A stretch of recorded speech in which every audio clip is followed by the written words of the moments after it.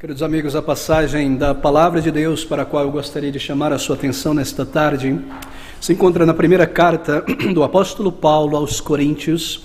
Abra comigo no capítulo de número 5, nós leremos versículos de número 16 ao versículo de número 18. O Novo Testamento, disse eu Coríntios, mas 1 Tessalonicenses, creio que foi isso que eu disse, capítulo de número 5, versículo 16 ao versículo de número 18, palavras poderosas do Espírito, gravadas na palavra de Deus para toda a vida da igreja. Ouça essas palavras de Paulo pelo Espírito. Regozijai-vos sempre, orai sem cessar, em tudo dai graças, porque esta é a vontade de Deus em Cristo Jesus para com todo. Deixa-me ler do versículo 15 em diante, o fluxo da narrativa. Vede que ninguém dê a outros mal por mal, mas segui sempre o bem, tanto uns para com os outros, como para com todos. Regozijai-vos sempre, orai sem cessar, em tudo dai graças. O título da nossa mensagem nesta tarde é 3 chaves para uma vida espiritual vibrante. Meus queridos amigos, nós voltamos à palavra de Deus para um texto maravilhoso, gravado aqui pelo Espírito Santo para a nossa vida, o nosso caminhar com o Senhor para a jornada. E a jornada da palavra de Deus, a jornada da vida cristã, é a melhor jornada a ser seguida. Eu me lembro algum tempo atrás, daquele grande pregador inglês Charles Haddon Spurgeon, que ele comparava certos crentes a passarinhos. Ele dizia que há crentes que seguiam pela vida, pessoas salvas, e a sua conversação e o seu falar e o seu viver era mais ou menos como pombos.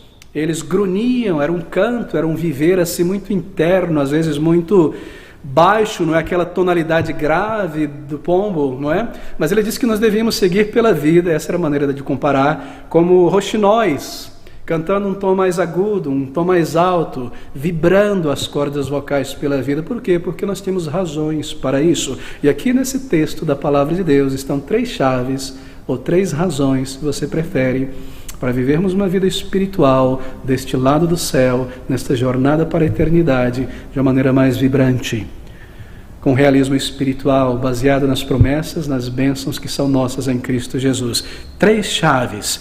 3 versículos curtos, parecem máximas de Paulo, não é? 3 declarações profundas. São 3 versículos que falam sobre 3 práticas espirituais. Bem, práticas que devem ser mantidas, ou exercícios espirituais que devem ser mantidos ao longo da vida cristã, por todo ele. Bem, coisas que devem ser mantidas por toda a jornada. Deixe-me ler novamente, está aqui. Regozijai-vos sempre, orai sem cessar, em tudo dai graças. 3 grandes motivos para uma vida espiritual vibrante. Bem, pense nesses 3 pequenos versículos aqui como 3 chaves. Chaves, literalmente chaves de metal.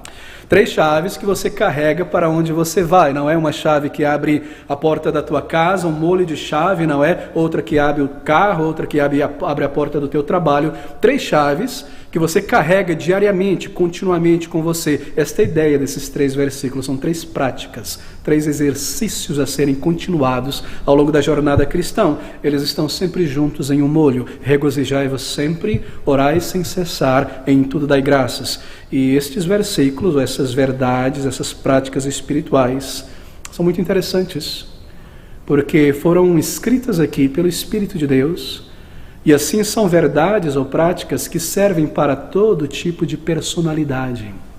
Aqui nós temos algo para pessoas inclinadas à melancolia. Regozijai-vos sempre. É um exercício que me é dado para esse estado, para essa condição espiritual que eu me encontro em alguns momentos desta jornada. Há algo aqui para aquelas pessoas que são demasiadamente autoconfiantes, demasiadamente otimistas e talvez por isso um tanto superficiais. Orai sem cessar. Dependa de Deus. Você percebe a ideia da prática, do exercício espiritual, que é algo para toda a condição de crentes, em todo o período da vida, da jornada cristã, quando você é jovem, solteiro, no casamento, em períodos de perdas, na idade avançada, em momentos de indecisões, Deus nos deu 3 verdades, 3 chaves que devem ser utilizadas para abrir, se eu posso usar esses termos, não é? A porta da alegria espiritual, do contentamento espiritual. Oh, meus irmãos, eu espero que estas palavras não soem como coaching,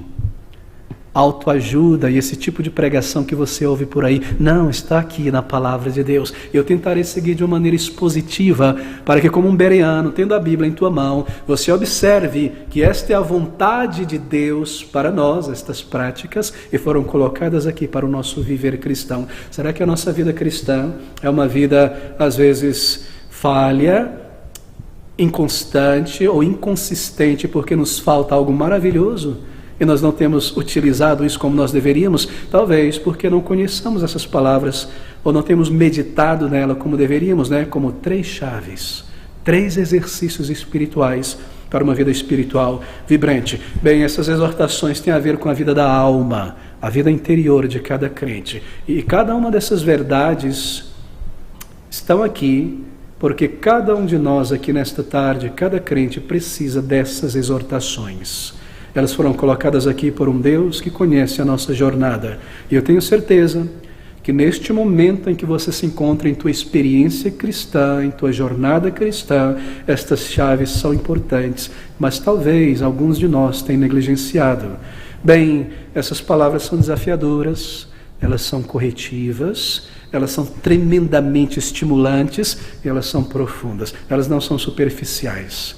Elas são profundas, elas vêm da sabedoria de Deus na eternidade, que neste livro divino, que são cartas de amor de um Pai Celestial aos seus filhos e filhas, Ele decidiu colocá-las aqui, vendo a nossa experiência no futuro, no tempo e no espaço. Isso nos foi dado, queridos irmãos. São desafiadoras, são tremendamente estimulantes. Deixa-me dizer isso, no passado, me recordo crescendo no meio cristão, pai pastor, no meio evangélico, nós sempre visitávamos outros crentes, outros pastores, outros irmãos. Eu me lembro aí, novo, nos anos 80, na adolescência, e nós visitávamos a casa de amigos e familiares cristãos, e havia naquela época uma prática muito comum entre crentes de todas as denominações, que era de pendurar versículos bíblicos na parede, na sala de estar, ou colocar ali, numa estante, na escrivaninha, um texto da palavra de Deus impresso. Mas isso acabou, não é? Raramente você entra numa casa e ainda encontra um lar onde haja essa prática.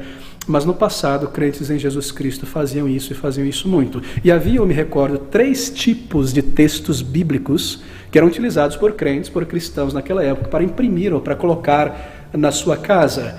Haviam aqueles textos que eram escolhidos pelo crente para serem lidos por não salvos, que entrassem na casa. Era um versículo, um texto selecionado com inteligência, que tivesse um propósito evangelístico, que ali era colocado. Esse era um tipo de texto que você encontrava em muitas casas.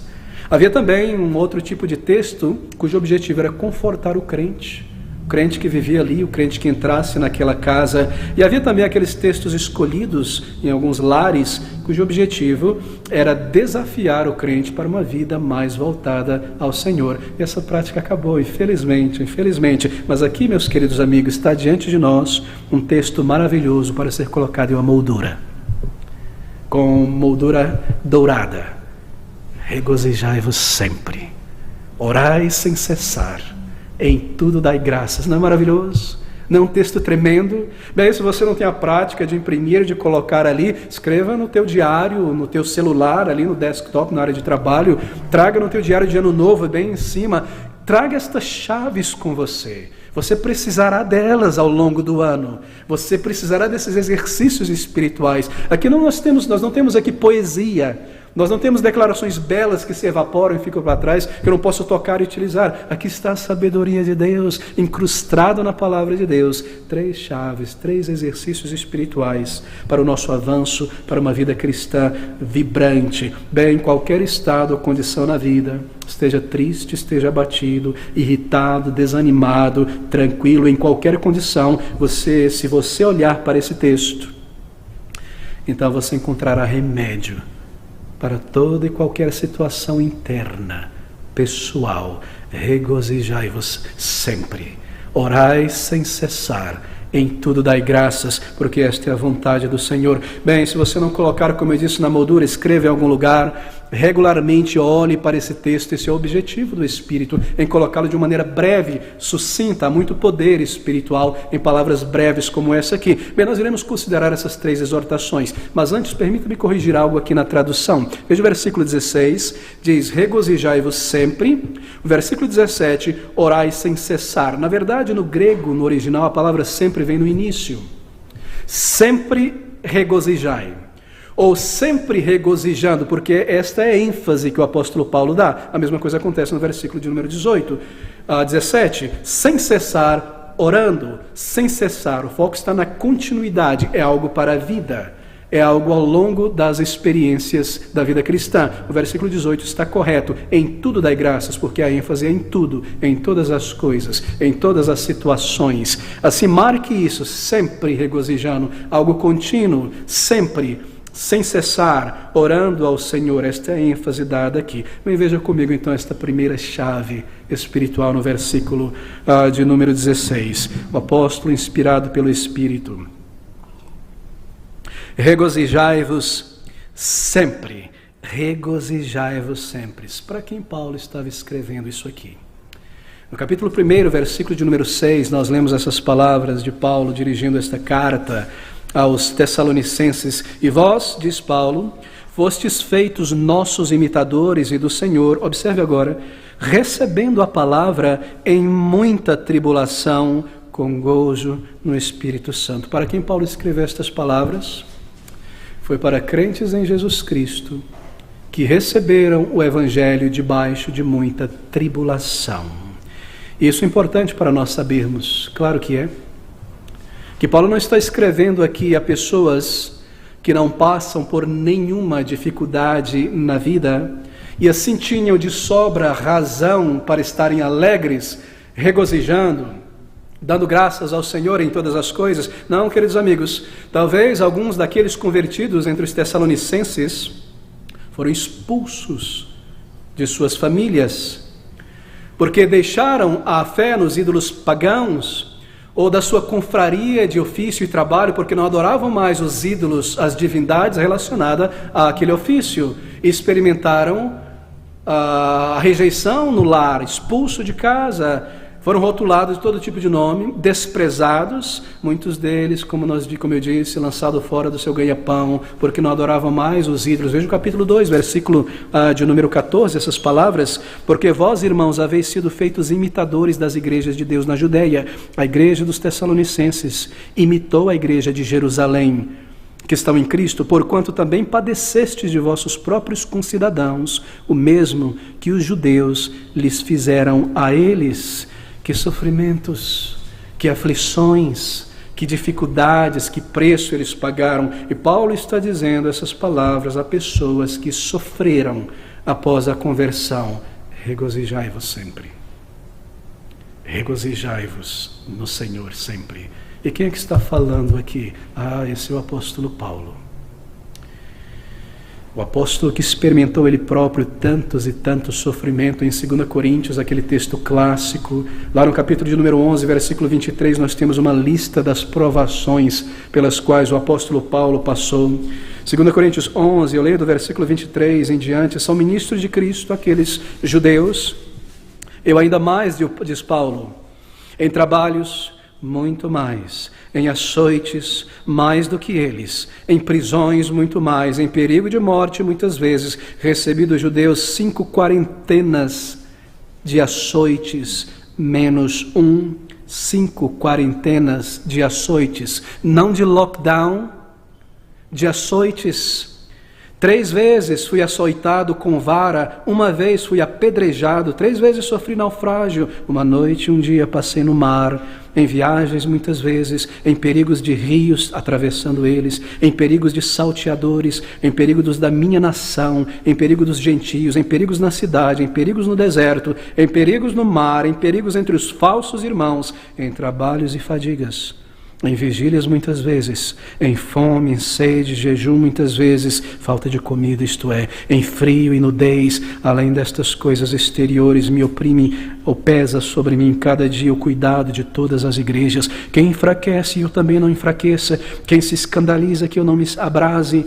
Queridos irmãos, esta carta, estas palavras, não foram escritas por um teólogo sentado em uma mesa fria, num apartamento tranquilo, vivendo bem em São Paulo, onde quer que seja, tentando escrever um livro para promover o seu nome. Aqui está um homem sofredor. Aqui está o apóstolo do Senhor Jesus Cristo, e este homem escreve a pessoas que passaram por grandes dificuldades, e ele próprio pode se reconhecer nesta verdade. Então, baseado em sua experiência e no comando de Deus, na graça de Deus, ele diz: regozijai-vos sempre. Regozijai-vos sempre, sempre, sempre no Senhor. Aqui está o apóstolo Paulo, não é? Sempre regozijais, meus queridos irmãos. Você sabia, já aprendeu isso, que há um tipo de regozijo que deve ser exercitado mesmo quando nós estamos sob abatimento e sob dificuldade. Paulo não está falando aqui de uma espécie de resignação estoica, não é? Manter uma carona dura, fria, como se nada estivesse acontecendo e sair por aí, não é? Fingindo que eu não estou afetado pelas dificuldades pelas quais eu passo. Não, não é isso. É uma exortação a pensar. Aqui está um argumento à nossa mente. Pense, ele está dizendo, e ao pensar, regozije, você tem tudo para regozijar. Diante de todas as bênçãos, diante de todas as promessas do Senhor, diante das experiências que você já teve com o Senhor, através das dificuldades, regozijai-vos sempre. Regozijai-vos no Senhor. Paulo não está falando aqui de ter bom humor. Você já viu pessoas de bom humor? Maravilhoso. Mas é algo muito melhor do que um sentimento de bom humor, porque a palavra utilizada aqui é gozo. Regozijai-vos é algo que dura, é algo que permanece em nós, é um tipo de contentamento sóbrio, alegre. Bem, obviamente, isso não quer dizer que nós nunca estejamos entristecidos, ou em dificuldades, nem de um espírito pesado, às vezes, como se nunca houvessem desapontamentos, mas o que está em vista aqui é uma atitude de contentamento, que consegue sobreviver junto com o descontentamento, com as dificuldades, os desapontamentos, e mesmo modificar, e mesmo abrandar o descontentamento ou desapontamento, algo que nos permite passar por estas coisas. É sobre isso que ele está falando, é sobre esse regozijo. Assim, Paulo não está falando sobre uma alegria superficial. Haverão pancadas dolorosas na vida, e você sabe disso. E decepções, sim. Decepções que você nunca esperaria, que vêm de repente na vida.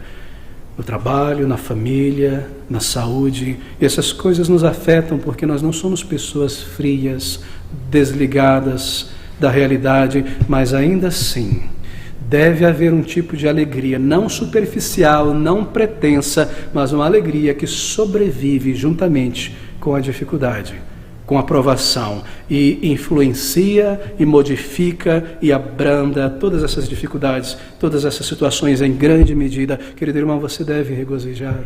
É um comando, mas é um comando que é baseado em experiência, em uma realidade espiritual, em verdades espiritual. Você regozija na dificuldade não por causa delas, mas através delas, porque você balanceia as coisas. Claro, essa é a atitude de um crente maduro. Você passa por dificuldades, então você exercita esse molejo, não é? Você balanceia as coisas. Espera aí, eu estou sentindo uma dificuldade agora, pontiaguda, mas você para e balanceia estas coisas. E você traz à tua mente, você percebe a tua falha, você sente tristeza, os teus pecados, a tua dificuldade em vencer certos pecados. Isso tudo te põe lá embaixo como um crente sincero que você deseja ser. Mas você se lembra também que você já foi salvo, salva. Você se recorda que Deus te amou e te chamou com misericórdia. Você se recorda que amanhã e depois e no futuro o Senhor conhece todas as coisas, e que o final da nossa vida, da nossa jornada, não é algo a ser decidido, é algo que já foi.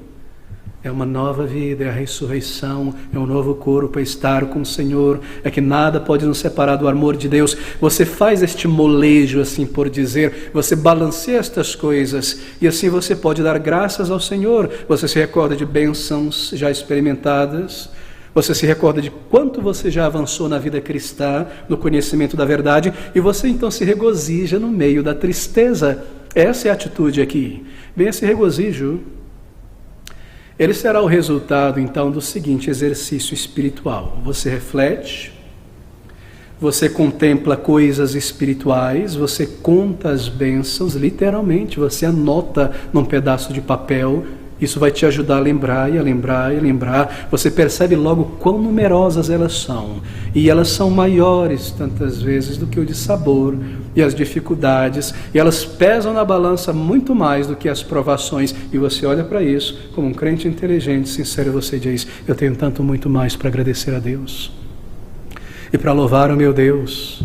E para regozijar no Senhor. E você observa estas coisas e você considera a longo termo como o Senhor irá te guardar, como o Senhor irá te preservar. Meu querido amigo, no meio das provações, no meio das dificuldades, considere o teu treinamento também. Todos nós, se fomos salvos, nós estamos sendo treinados pelo Senhor através de várias situações, treinados para servi-lo melhor, treinados no caráter, em nossa santificação, preparados para a glória eterna. Há situações que vêm para nos moldar, e assim nós não esquecemos também do significado dessas dificuldades. Você pensa sobre as bênçãos de Deus dirigidas à tua vida no momento das provações. Então o que você faz? Você regozija juntamente. Você pensa nos desafios, nos treinamentos, e você lembra das bênçãos de Deus, então você regozija juntamente. E para regozijar, mesmo no meio de acontecimentos muito difíceis, bem, você pensa sobre a tua salvação. Esse é o ponto basilar, esse é o pivô. A maneira como Ele te preservou. Sabe o que é pivô? Desculpe a ilustração puéril. Eu jogava futebol de salão e eu era o pivô. Pivô é aquele indivíduo que fica ali para organizar o jogo, né? Está perdido num canto, a bola passa para o pivô, ele divide e espalha. No meio da dificuldade, perdão, queridos, essa ilustração, mas no meio das dificuldades, dos paradoxos, você volta a tua mente para o pivô. Você foi salvo. Você não está mais condenado. Não há uma espada pairando sobre a tua cabeça a cada dia desta jornada, esperando por você. Você passou da morte para a vida. Como eu posso me entregar à autocomiseração e à melancolia? Eu volto ao pivô.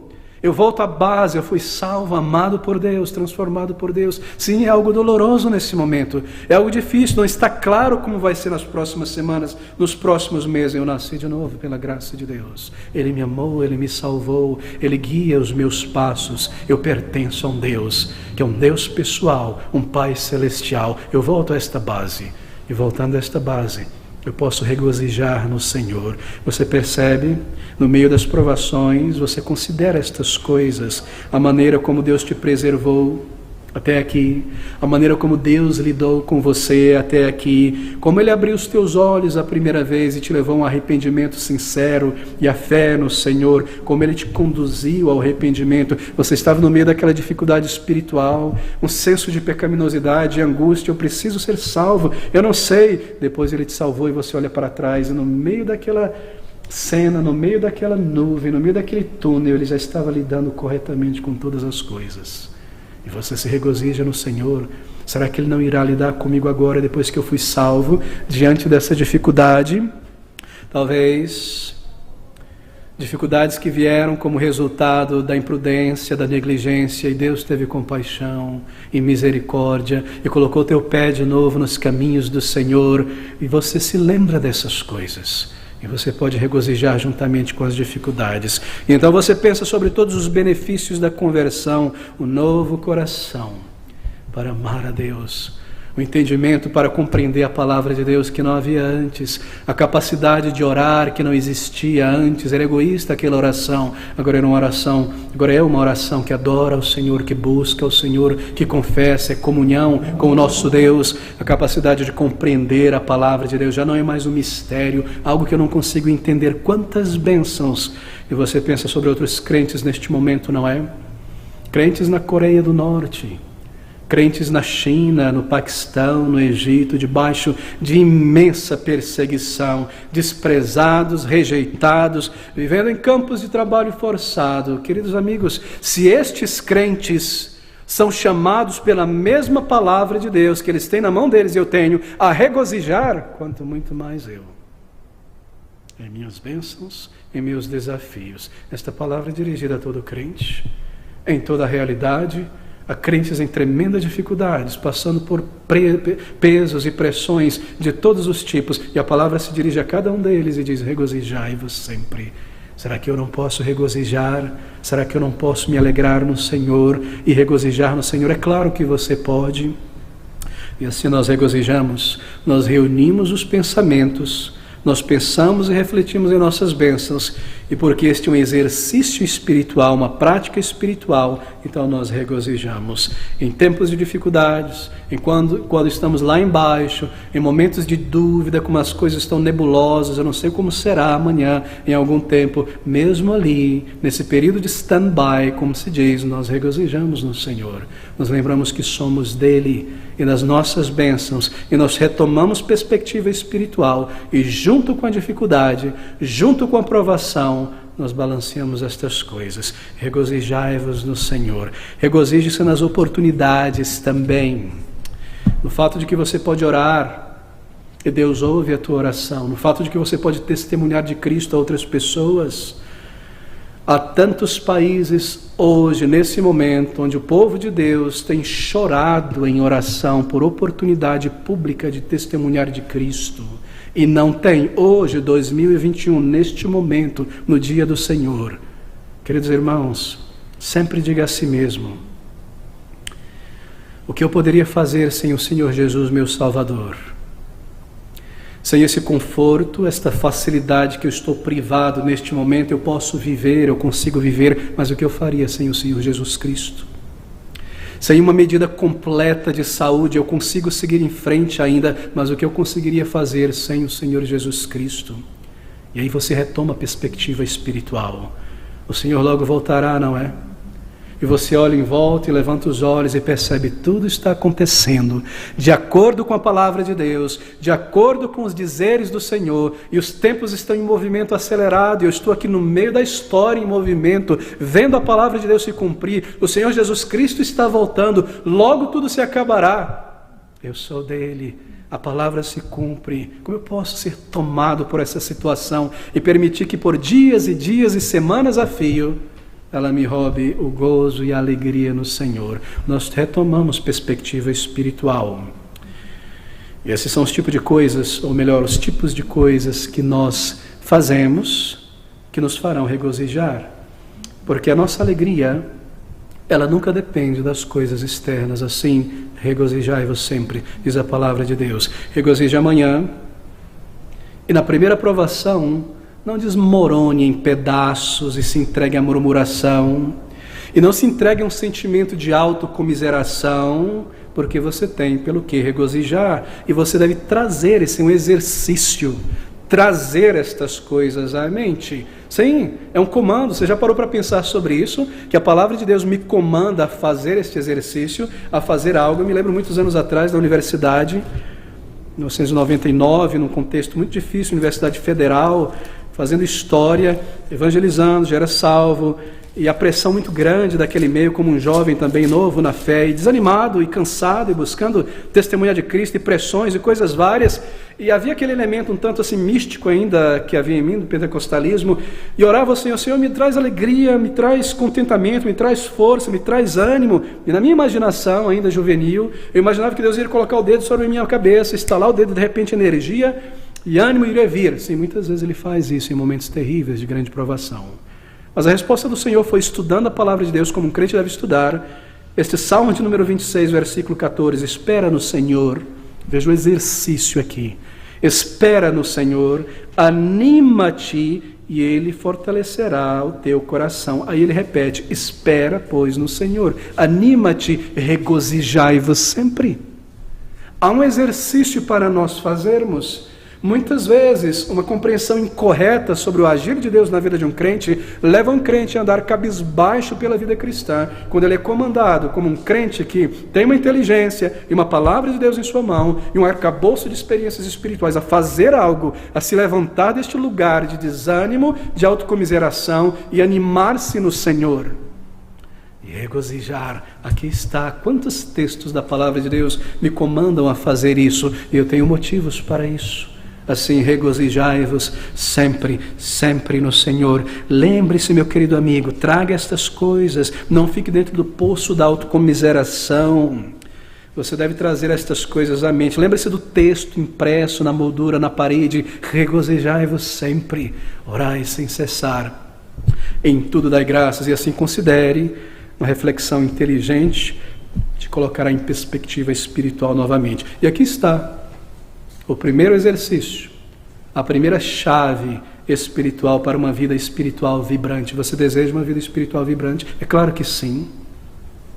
Isso faz parte do pacote da salvação, não é maravilhoso? Que Deus nos dá os meios para isso. Aqui está então, sempre, sempre regozijando ao longo de todo o percurso. Mas aqui está uma segunda chave, nós precisamos correr para uma vida espiritual vibrante. Versículo de número 17. Sem cessar, orando, orai sem cessar, incessantemente orando, o que obviamente não significa orar sem parar, porque você precisa trabalhar e estudar e zelar pelos teus deveres e se alimentar, mas significa oração persistente, oração regular, nesse sentido em todo o tempo. Em todo o tempo, no sentido de todas as ocasiões da vida, através de todos os momentos da vida. Bem, há mais uma palavra no original grego para oração. Mas esta palavra que aparece no versículo de número 17, ela é muito abrangente, porque ela abrange todos os tipos de oração. Há um momento em Colossenses, quando Paulo fala sobre orando em toda a oração, ou com toda a oração, é a mesma palavra. Isso quer dizer que há tipos de oração. Abrange, não é? Circunstâncias várias, são orações de petição, são orações de arrependimento. Todo tipo de oração está incluso aqui, orando em todo tempo, ir a Deus em toda situação, há orações de emergência.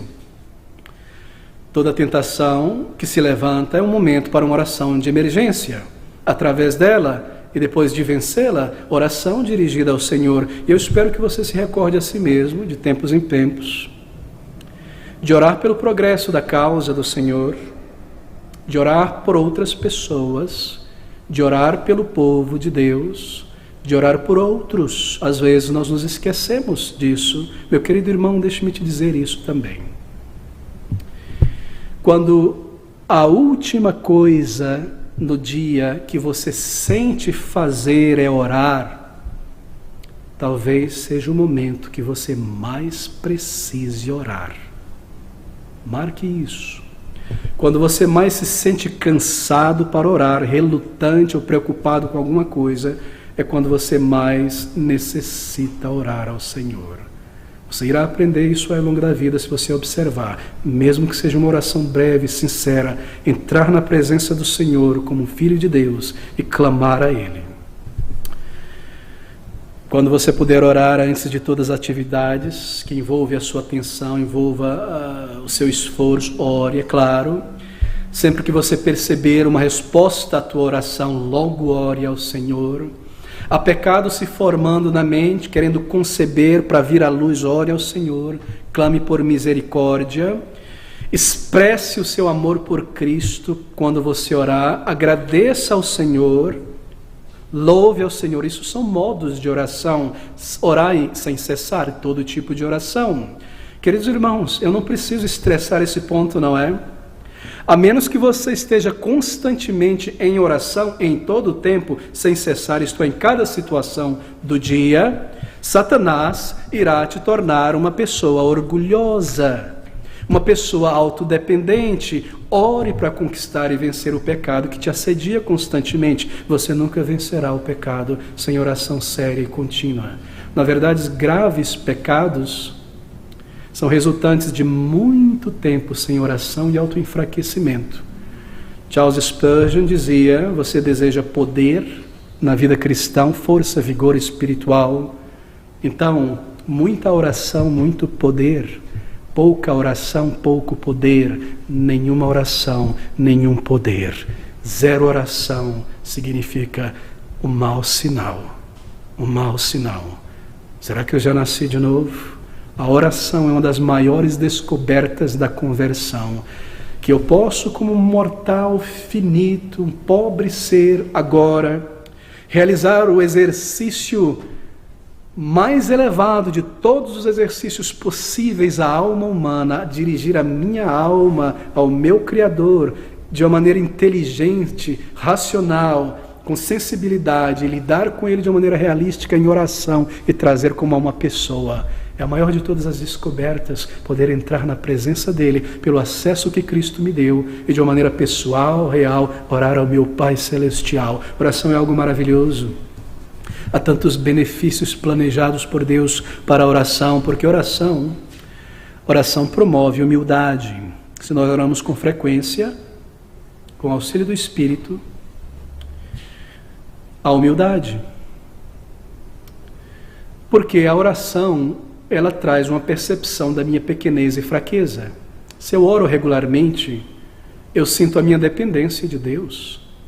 Eu preciso vir continuamente diante de Deus, porque eu não consigo, eu sou fraco, eu sou pequeno. Eu estou sempre orando ao Senhor em toda situação, e logo a minha mente percebe isso, um senso de realismo. Eu sou pequeno, eu sou fraco, eu necessito do Senhor, e o resultado é maior humildade. Oração nos mantém em um estado de realismo, de realidade espiritual, em contraste quando nós não oramos. E confiamos em nossa habilidade, o nosso orgulho toma lugar. Oração promove a humildade. E oração promove o arrependimento, porque o próprio ato, você já pensou sobre isso? O próprio ato, de uma maneira racional, inteligente, real, sincero, o próprio ato de entrar na presença de meu Deus, me faz me envergonhar de meus pecados. Eu não posso entrar na presença de Deus, Senhor, me dá isso, me ajuda, e lembrar imediatamente o que eu fiz, o que eu falei, o que eu negligenciei, não é verdade? A oração é um tipo de pare, eu paro ali.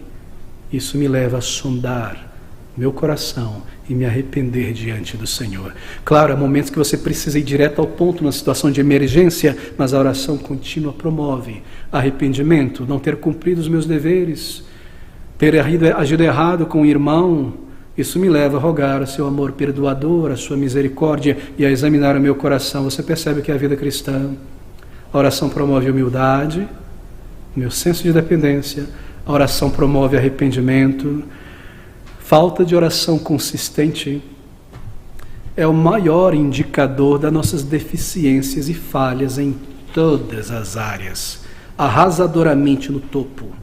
Falta de oração consistente é o maior indicador de todas as nossas deficiências e falhas. A falha no caráter, a desonestidade, falta de integridade tomando lugar ali, é porque a vida de oração tornou-se inconsistente. A rebelião entrando no coração, vou fazer da minha maneira, do meu jeito, então a falha na oração. Falha na oração é o indicador do nosso estado espiritual. Se você observar isso, os nossos piores dias da semana ou do mês, se você começar a parar e contabilizar e olhar, vão se provar dias que nós não oramos de verdade, não buscamos a presença do Senhor. Foram os nossos piores dias, aqueles dias de falta de controle, de exasperação, de mau testemunho, quando Satanás tentou mais, e erros, e caímos, e falamos que não devemos. Falta de oração consistente, queridos, é uma razão de nossas deficiências e falhas. A frieza, há desânimo espiritual, porque o crente não tem buscado esse acesso contínuo à presença viva do Criador. Oração é tudo para um crente genuíno. É o óleo que permite a engrenagem da vida cristã seguir em frente, funcionar. Oração, queridos irmãos, você deseja, necessita de poder espiritual, testemunho para a vida cristã e agradar ao Senhor? Então muita oração, muito poder, pouca oração, pouco poder, nenhuma oração, nenhum poder. Isso é realidade, uma realidade que não se escapa, porque é um meio da graça. E nós precisamos deste meio da graça. Bem, há muita ênfase na oração aqui neste texto. Ele diz, orai sem cessar. Isso é muito importante, porque a oração deve ser contínua, persistente. Deixe-me dar apenas um exemplo de centenas. Eu conheci uma senhora na igreja que eu frequentava na adolescência, ela já era muito idosa quando eu era adolescente, que orou pelo filho por 40 anos. E eu me recordo desta senhora no tempo em que nós convivemos juntos, como irmãos, na igreja, nas reuniões de oração de quarta-feira, clamando ao Senhor, nas orações na casa dela, clamando ao Senhor. E ela sempre trazia este motivo do filho, petições, não é? Irmão, ore por meu filho. Irmão, ore por meu filho. 40 anos. E essa senhora faleceu. E na época que ela faleceu, o filho não tinha nascido de novo. Ela faleceu com o filho não convertido. Mas 3 anos depois da conversão dela, ele nasceu de novo. Não é maravilhoso pensar sobre isso? Que se nós orarmos ao Senhor com continuidade, com desejo, segundo a vontade do Senhor, sem cessar, ao longo da vida, persistindo, o Senhor leva em consideração. E, querido amigo, pare e pense, esta senhora está viva na presença do Senhor agora, como uma crente em Jesus Cristo. Não é maravilhoso pensar que vai chegar um dia, não sei, estou especulando, que ela vai ser chamada no céu para um lugar de recepção, uma sala, e ela vai ouvir dizendo, fulano está subindo, e ela vai poder estar lá e receber o seu filho. Orai sem cessar. Sem cessar. Quem está dizendo isso? É aquele que responde a tua oração. É aquele que irá responder o teu clamor. É um desafio difícil, é algo difícil, você não consegue ver uma solução, é doloroso. Está aqui. Orai sem cessar. Clame ao Senhor. É claro, quando Ele responder, abrace a vontade dEle da maneira como Ele respondeu. Clame ao Senhor, clame ao Senhor. Ele é poderoso para ouvir. Essa é a graça, essa é a misericórdia de Deus. Chaves, você percebe a chave, o exercício? Senhor, é uma dificuldade muito grande, é uma provação, como vai ser? Aqui está a chave neste momento. Eu posso me regozijar no Senhor, tendo esse texto, eu posso fazer o que a palavra de Deus me comanda, esperando no Senhor. E a oração, querido, ela parece quase a se regozijar com a provação, com a dificuldade, não é? Nós temos um desafio, um problema diante de nós. A oração diz, essa é uma oportunidade para me provar e experimentar da boa misericórdia do Senhor. A oração sempre vem e diz, eu vou orar. Não é maravilhoso? Quando nós estamos neste estado espiritual, e a oração é tão real em nossa vida, porque nós temos dezenas de respostas ao nosso clamor, de maneira que diante da dificuldade, a oração já diz, essa é uma oportunidade para me provar o Senhor, experimentar as suas promessas, experimentar a sua boa vontade. E aqui está a segunda regra para uma vida espiritual vibrante, orai sem cessar. 2 chaves que você carrega com você ao longo da vida cristã. Deixe-me tocar nessa terceira chave nesses últimos minutos, versículo de número 18. Em tudo, ou em todas as coisas, isto é, em tudo dai graças, porque esta é a vontade de Deus em Cristo Jesus para convosco. Esta última parte, do versículo, se aplica aos 3 versículos anteriores. Porque esta é a vontade de Deus em Cristo Jesus para convosco. Em tudo dai graças, diz o apóstolo, em conexão com tudo. Essa é a explicação aqui. Em conexão com todas as coisas. Em tempos de bênçãos, é claro. Em tempos de provação, em tempos de incerteza, agradeça a Deus. Você está em um momento de incerteza, uma grande mudança aconteceu na vida, no relacionamento, alguma coisa grande. Há incertezas, em tudo dai graças. Dirija graças a Deus, dirija ações de graças a Ele, em louvor, em palavras inteligentes, em pensamentos, mas não faça isso como os pagãos evangélicos de nosso país que não conhecem a Deus. Oh, obrigado Jesus, obrigado meu Deus, porque isso é paganismo. Você dobra o joelho e você ora de uma maneira real, dando graças a Ele. Ou você para e dirige a Ele o teu louvor intencionalmente por isso, por aquilo mais. Isso é dar graças a Deus de uma maneira real. E você afirma de maneira inteligente: em tudo dai graças. Bem, agradeça a Deus então por tua esposa, pelo teu esposo, todos os dias. Agradeça a Deus. Agradeça por teus filhos.